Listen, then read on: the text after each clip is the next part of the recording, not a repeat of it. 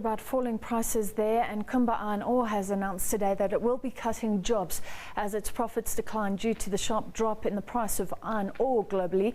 The Anglo American-owned mining company released its financial results earlier.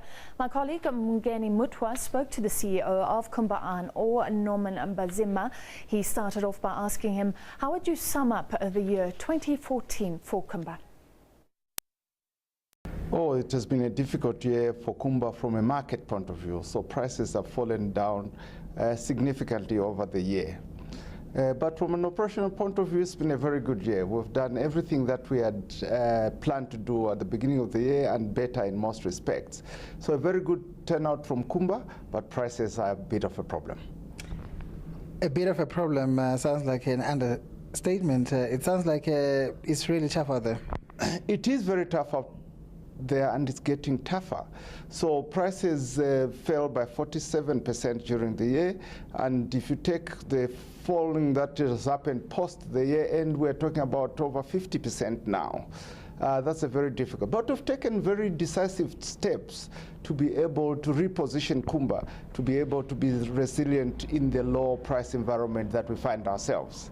So we've cut our capital, we are looking at restructuring, we are looking at where we produce, we are looking at reducing costs all over the place so that we can continue to provide returns to our shareholders.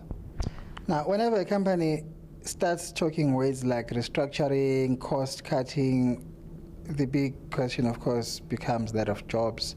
Are jobs on the line here?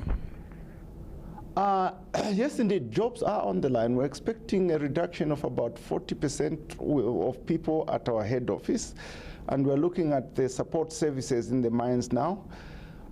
But we're increasing our production. So in terms of the production people, they can be sure that if the productivity increases the way it is, then we don't see very big job cuts there. But there will be job cuts.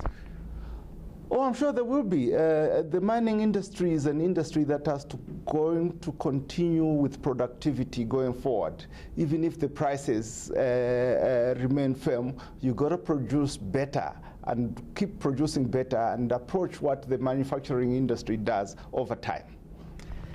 The challenge with the iron ore price, is it mainly an issue of oversupply, or is it an issue of low demand, or both? It is both, but significantly more an issue of oversupply, especially from the major Australian producers. They have increased their production by about 24% in just the last year. And this is at the time when the demand, which is mostly from China, the growth in demand has slowed down significantly. And going forward, we're talking about 1.5 to 2% growth only, when we are talking about 24% growth in the supply. So it is really the supply that has caused us to be where we are today.